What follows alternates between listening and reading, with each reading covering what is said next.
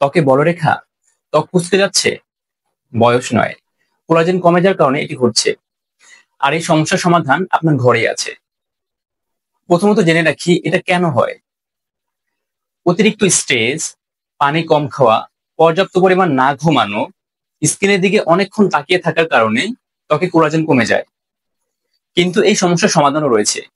মাত্র 2টি উপাদান দিয়েই আপনি এই সমস্যার সমাধান করতে পারবেন। প্রথমত অ্যালোভেরা, আর দ্বিতীয় হচ্ছে খাঁটি নারকেল তেল।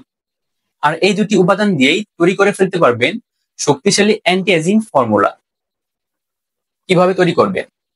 2 চা চামচ খাঁটি অ্যালোভেরা জেল নিবেন এবং তার মধ্যে 1 চা চামচ খাঁটি নারকেল তেল নেবেন এবং দুটি মিশিয়ে একটি পেস্ট তৈরি করবে।